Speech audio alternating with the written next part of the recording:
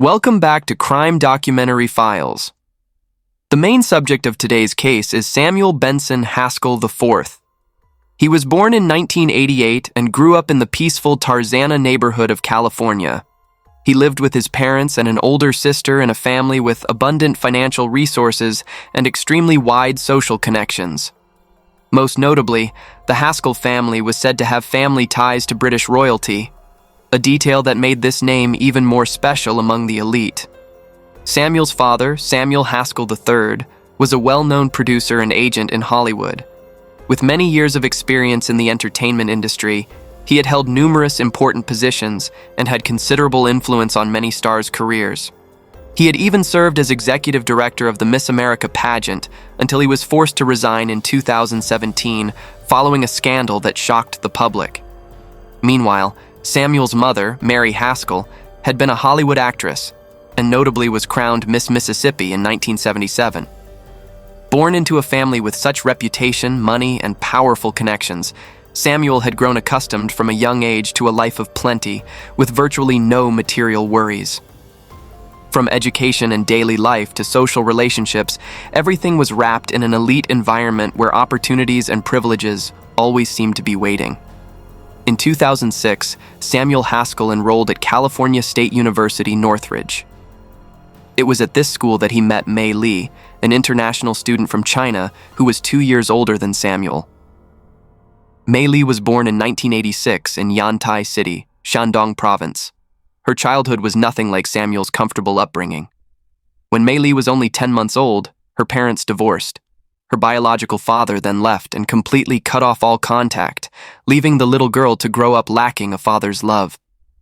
A few years later, Mei Li's mother, Wang Yanxiang, met and married another man named Li Gaoshan, who was her colleague. Contrary to the usual worries about stepfather-stepchild relationships, Gaoshan treated Mei Li with great kindness. After graduating from high school in 2004, Mei Li began nurturing a grand dream: to study abroad, specifically in the United States. For a girl from a family of modest means in China, this was not an easy goal. Mei Li's parents were not wealthy, nor did they possess significant assets, but what they had was absolute faith in their daughter and a willingness to sacrifice for her future. They worked tirelessly, spent frugally, and saved every penny over many years, with only one wish: to help Mei Li reach her dream. Finally, after much effort and waiting, in 2007, when Mei Li turned 21, that dream became reality. She officially set foot in the United States and enrolled at California State University, Northridge, majoring in accounting. Life as an international student in a foreign land was far from easy. To cover her living and educational expenses, Mei Li had to juggle multiple part-time jobs simultaneously. Her packed schedule left Mei Li with almost no time to rest, but she never complained. Despite the mounting pressure of studies and work, Mei Li maintained her discipline and determination. It was precisely this perseverance that helped her complete her program on time, even achieving excellent results that earned the admiration of many around her. In California, Mei Li was not entirely alone. She had a maternal uncle named Yangxing Wang, her mother's younger brother, who had immigrated to the United States in 2005. Yangxing worked as a chef at a restaurant in the Monterey Park area of Los Angeles. His job was demanding, and the pay wasn't high, but regardless of his circumstances, Yangxing always tried to set aside some money to support his niece with her studies and living expenses. For Mei Li, this help was not just material support, but also an invaluable emotional anchor in a foreign land. It was during her time studying at California State University, Northridge, that Mei Li met Samuel Haskell. The two became acquainted as students, and by 2008, they officially began dating. The relationship progressed quite quickly, becoming increasingly close, to the point where both had seriously discussed marriage in the future. Before making this important decision, Mei Li introduced Samuel to the uncle she deeply respected. The meeting took place over a simple dinner among the three of them. Yangxing later recounted that he didn't talk much with Samuel, partly due to the language barrier, and partly because despite having lived in America for many years, he still couldn't speak English fluently. However, from that very first meeting, Yang had an uncomfortable feeling. With the intuition of someone who had seen much in life, he noticed that Samuel was the rather reserved type, showing little emotion and having something unpredictable about him. Samuel's demeanor made Yang feel uneasy, and deep down, he believed Samuel was not the right man for Mei to commit to long-term.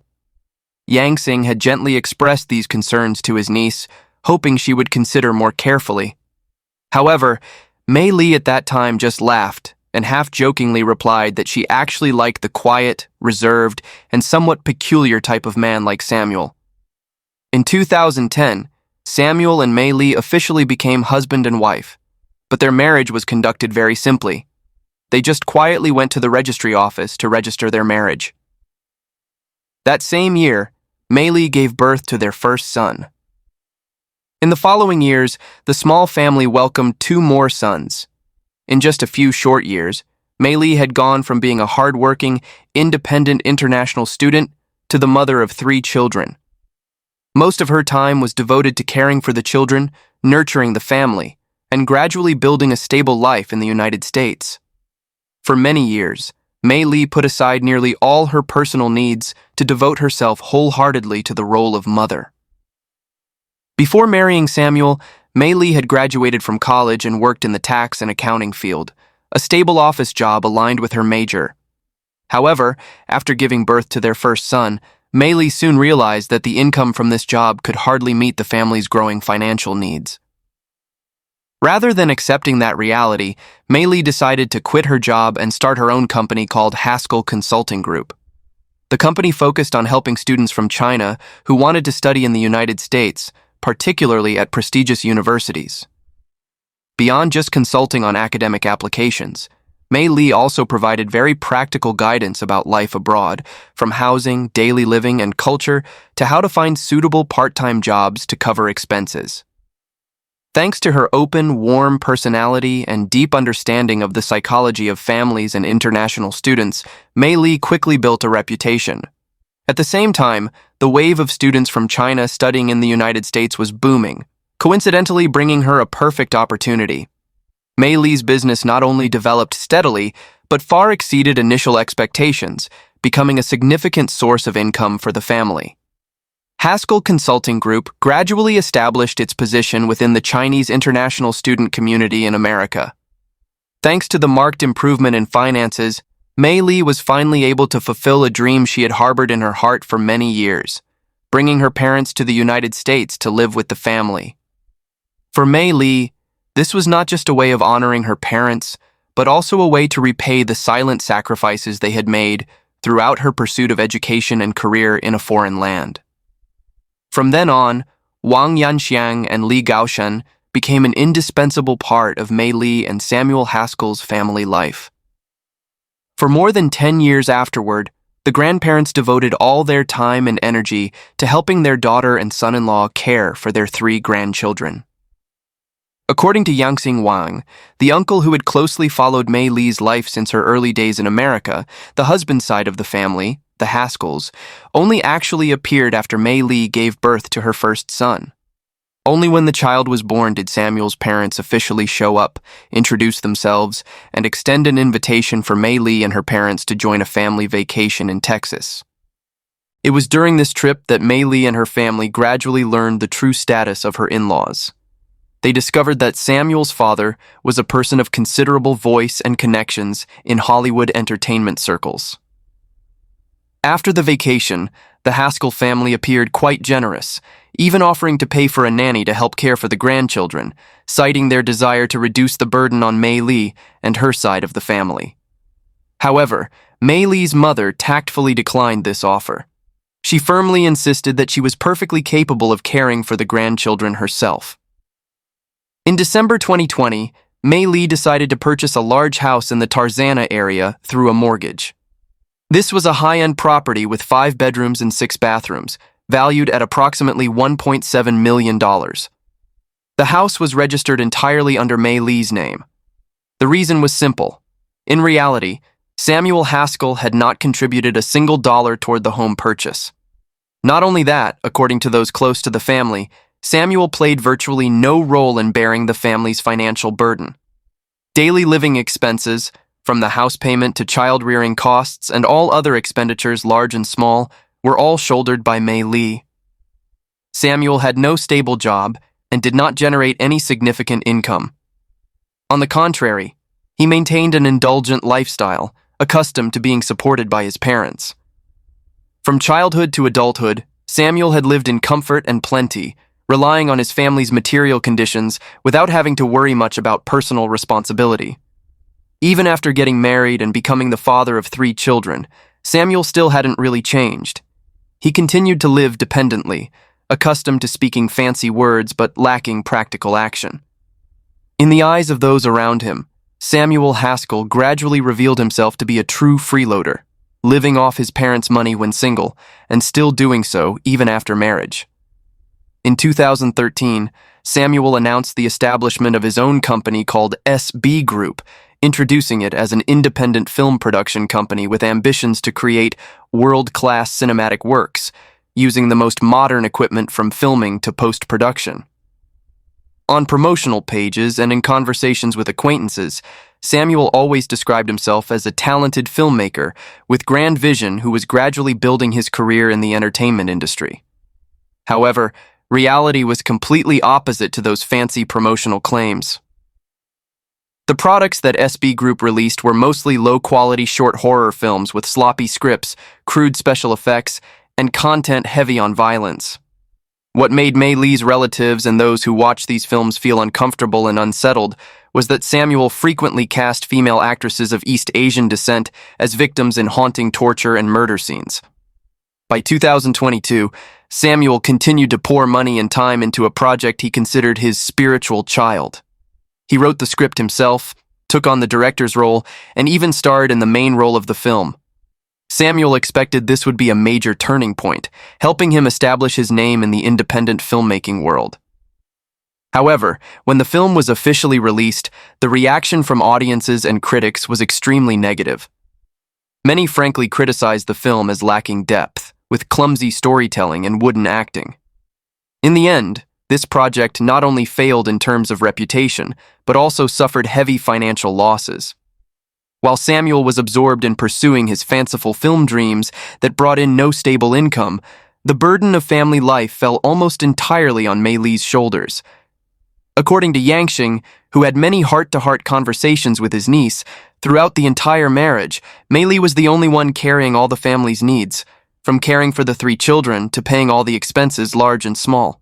One of the heaviest financial pressures Mei Li faced was the monthly mortgage payment on the Tarzana house, which amounted to $7,000. This was no small figure, even for families with good incomes in the United States. Yet despite Mei Li repeatedly falling into financial stress and proactively asking her husband to share the responsibility, Samuel completely ignored her. According to family accounts, he had never given Mei Li even a single cent to help with the house payment or living expenses. In August 2023, Wang Yanxiang and Li Gaoshan, Mei Li's parents, returned to China to attend the wedding of a family nephew. When they returned to America in early November 2023, both appeared healthy, in stable spirits, with no unusual signs. However, hidden behind that calm exterior were the silent worries that Yanxiang carried in her heart. In the final phone conversation with her younger brother, Yangjing Wang, on November 4, 2023, she could not hide her unease. Yanxiang confided that she was very worried about Mei Li, especially the increasingly heavy financial pressure that her daughter was bearing alone. She spoke with a voice full of concern that Mei Li seemed to be exhausted, having to manage work, raise 3 children, and shoulder the family's enormous expenses. 3 days later, on November 7, 2023, Yanqing began to sense that something was wrong. He called his sister, but no one answered. The messages he sent also fell into complete silence. This was highly unusual, as Yanxiang was a very careful person who almost always responded to her brother's calls. Although a vague sense of worry had arisen in his heart, Yangxing tried to reassure himself that perhaps his sister was busy or had simply gone to bed early. But that silence stretched into the following day, and the unease in Yangjing's heart quickly transformed into genuine fear. His heart seemed to stop when he received a call from the Los Angeles Police Department. On the other end of the line, an officer with a grave voice delivered terrible news. Mei Lee, along with her parents, had been found dead. At approximately 4 p.m. on Tuesday, November 7th, 2023, 2-day laborers appeared in front of the Haskell home. They arrived in 2 trucks, one blue and one white, having been directly hired by him. According to the agreement, Samuel offered to pay them $500 to help clear and dispose of some large black trash bags that he had already prepared in the front yard. Samuel explained that those trash bags only contained leftover construction materials from home renovation work and asked the workers to quickly take them away for disposal. However, as soon as they began the job, the 2 men started to feel that something wasn't right. When they lifted the trash bags, the sensation through their hands was completely different from what they expected. These bags weren't hard or heavy like bricks, cement, or wood scraps, but were soft, sagging in a strange way, as if what was inside was something very different. Although doubt and unease had risen in their hearts, they continued working as agreed. 3 black trash bags were loaded onto the white truck, while the other truck carried nothing. Afterward, all 4 people left the Haskell family home and began moving away from the area. However, after the vehicles had traveled only a few hundred yards, the sense of unease in the white truck driver's heart became increasingly pronounced. Finally, he decided to stop the truck and invited his companion to open one of the bags to check. The moment the trash bag was opened, left them frozen in shock. Before their eyes were not construction materials or inanimate waste, but severed human body parts. This horrifying truth plunged both of them into a state of extreme panic. Without hesitating another second, they immediately closed the bag and called Samuel Haskell, their voices trembling, informing him that they could not continue this job. The 2 men quickly drove back to the Haskell family home and placed the 3 black trash bags back in the front yard just as before. They returned the entire $500 payment and firmly refused to have anything more to do with those bags. Faced with the workers' terrified reaction, Samuel Haskell remained suspiciously calm. He insisted there was nothing wrong with those trash bags. This time Samuel even offered a different explanation, saying that inside were only old Christmas decorations that were no longer being used. At approximately 4:17 p.m., after leaving the Haskell family home in a state of panic, the 2 workers decided to go to the nearest California Highway Patrol office, hoping to quickly report the horrifying discovery they had just made. However, right from the first step, they encountered a major unexpected obstacle. The receptionist at this office didn't understand Spanish at all, while both workers could not communicate in English. The language barrier made the exchange between the 2 sides confusing and full of bewilderment. The 2 workers tried to use gestures, facial expressions, and scattered words to describe the situation, but none of it yielded clear results. After a confusing exchange, they only received brief guidance. Go report at a nearby local police station. Following the directions, the 2 workers immediately drove to the Topanga police station in Los Angeles, California. But ironically, there they again found themselves in the same situation. The language barrier once again became an invisible wall, preventing the report from proceeding smoothly. In the end, the officers at the Topanga station could only direct them to call the 911 emergency line directly to report the incident. This situation left the 2 workers feeling frustrated and bewildered. It was hard to believe that in a country with a developed law enforcement system like the United States, especially in late 2023, the authorities did not have immediate access to an interpreter or at least high-tech translation tools to handle such a serious matter. In a state of exhaustion and frustration, the 2 workers left the Topanga police station and decided to call 911 themselves. However, even this call initially did not go smoothly due to the language issue. The call had to go through several transfers, first to the Highway Patrol office in Sacramento, then transferred to the Los Angeles Police Center. Only when the call was connected to a dispatcher who could speak Spanish were the 2 workers finally able to fully describe what they had witnessed. Although it took a lot of time and effort, they persistently reported in detail about discovering human body parts in the trash bags that Samuel Haskell had asked them to dispose of. At approximately 5:30 p.m. that same day, November 7th, 2023, two officers from the Los Angeles Police Department were dispatched to the home where Mei and Samuel Haskell lived to check on the situation. However, when they arrived, the black plastic bags that the two workers had mentioned were no longer in the yard. The Haskell family home was also quiet, with no one inside. At this point, although professional instincts told them that something extremely serious had happened, the police were at a disadvantage. Because they had not yet gathered enough direct and conclusive evidence, they could not obtain a search warrant or take more forceful measures. It wasn't until the next day that Los Angeles police received a similar report related to the discovery of human body parts. In the early morning of November 8, 2023, a homeless person collecting recyclables in the Encino area of Los Angeles discovered the torso of a woman inside a large bag at a dumpster. Following up on this report, Los Angeles police formed a team and conducted an investigation into this discovery.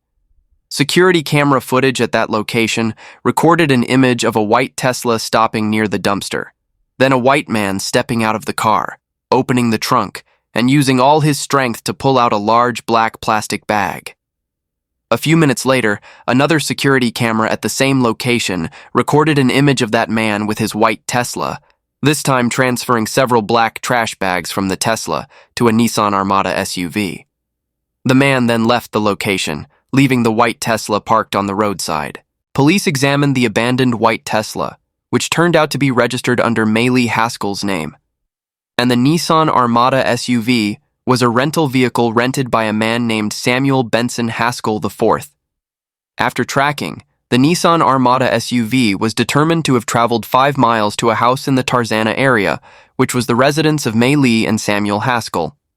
The security camera footage and the examination results related to the white Tesla and the Nissan Armada SUV led police to identify Samuel as a suspect connected to the discovery of female body parts at the dumpster. At 8:40 a.m., still on November 8, 2023, police returned to the home of Mei and Samuel Haskell, but this time with a search warrant. When searching the master bedroom and bathroom, police found several bloodstains. Meanwhile, in the garage and backyard, they found a piece of blood-soaked clothing, a handsaw, a power saw, a machete, and a blood-soaked wooden board. They also found some disposable gloves, along with the walking canes of Mei's mother and stepfather. Investigators also found receipts for the purchase of those items from Home Depot, dated October 6, 2023. At 11:30 a.m., still on November 8, 2023, police tracked down Samuel's location with the rented Nissan Armada in the Woodland Hills area.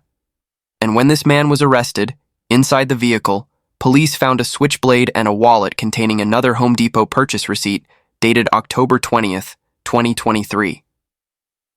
They also found a gun with 32 rounds of ammunition, a military knife with bloodstains, a headlamp, binoculars, and 5 passports in the names of Samuel, Mei and their 3 children.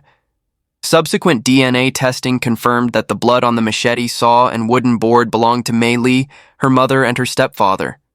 Inside the white Tesla that Samuel had abandoned on the roadside, police also found Gaushan's blood. Detectives believe that the human body parts the homeless person found at the dumpster belonged to Mei. They also concluded that Mei's mother, 64 years old, and stepfather, 72 years old, had also been killed by Samuel, although their bodies or body parts have never been found. On November 13, 2023, Samuel Benson Haskell IV was officially charged with 3 counts of first-degree murder. However, this 35-year-old man pleaded not guilty and refused to reveal where the remaining body parts of the 3 victims were hidden. In January 2024, Samuel Haskell appeared in court. During the hearing, the autopsy report revealed a very horrifying detail. On the body parts confirmed to be Mei's, the forensic pathologist concluded that the cutting wounds were caused by a power saw. No drugs were detected in the body parts.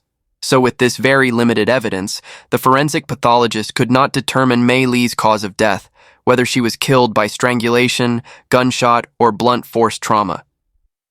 After news of the killings of Mei and her parents was reported, people claiming to be Samuel's former high school classmates appeared on Reddit and shared their memories.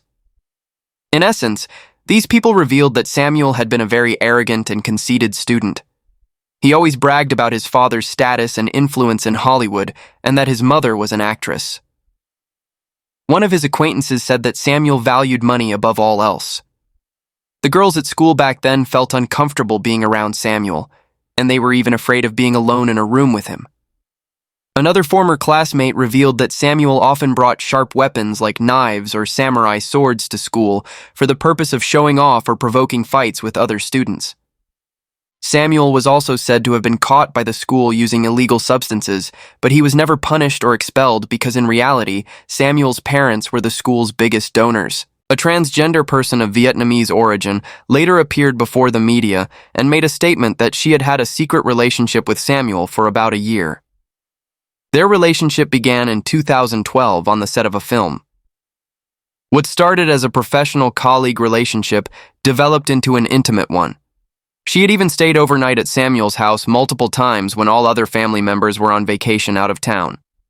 Furthermore, she revealed that Samuel had a strong obsession with women of East Asian descent, especially Japanese women. He also owned a collection of characteristic Japanese weapons, such as samurai swords and other sharp weapons. They broke up in 2013 because she felt uncomfortable with Samuel's behavior, as he was emotionally erratic and often exploded for no reason. A female neighbor whose son often played with Mei Lee's son said that inside the Haskell family home, she saw Samuel's extensive collections of guns and sharp weapons. Mei Lee had once mentioned that she had asked her husband to get rid of those things for the safety of their children, but Samuel never listened to Mei Lee's request. Another neighbor of Mei Lee said she had a fairly close friendship with Mei Lee. This neighbor later recalled the last day she saw Mei Lee on the morning of November 6, 2023. That morning, Mei Lee rushed out of the house to take the children to school. They exchanged quick greetings, and after that morning, she never saw Mei Lee again. Based on the testimonies of many neighbors, based on the testimony of Yangxing Wang, Mei Lee's uncle, and based on the findings during the investigation, police concluded that Mei Lee and her parents were killed and dismembered by Samuel Haskell on the night of November 6, 2023. However, police also obtained some clues indicating that the murders had actually been planned by Samuel several months in advance. The evidence supporting the premeditation charge was the receipt for purchasing various items from Home Depot in October 2023, and these items were precisely what Samuel used to commit the murders and dismember the 3 victims. The police investigation also revealed that Samuel had a mistress living in Japan. The 27-year-old woman revealed that Samuel had told her he would soon be separating from Mei Lee, his children would live with his parents, and he would soon come to Japan. His credit card records showed that on October 21, 2023, Samuel purchased a one-way ticket to Japan for November 28, 2023. The next day, October 22, 2023, Samuel purchased a round-trip ticket for his mistress. However, before his girlfriend returned to Japan and before Samuel could flee to Japan, Samuel was arrested by police on November 8, 2023, and their affair was exposed. According to those close to Mei Lee, despite all their incompatibility and financial issues, the couple had absolutely no plans to divorce. Therefore, when Samuel told his mistress that he would divorce and his children would live with his parents, it showed that Samuel had actually planned to kill Mei Lee and both of his in-laws, with the motive being so he could continue the relationship with his mistress and perhaps also to seize his wife's assets and money. On July 14, 2025, Samuel Benson Haskell IV was scheduled to reappear in the courtroom. However, exactly 2 days before that scheduled date, this 37-year-old man committed suicide in prison. Outside the courthouse, friends of Mei Lee gathered and expressed their outrage at the person who had taken the lives of a mother and the grandparents of 3 children, where that monster then chose the most cowardly way to escape the consequences of his actions, while the remaining parts of Mei Lee's body and the bodies of her 2 parents remain a mystery to this day, and that is today's case. Thank you for watching, and see you in the next videos.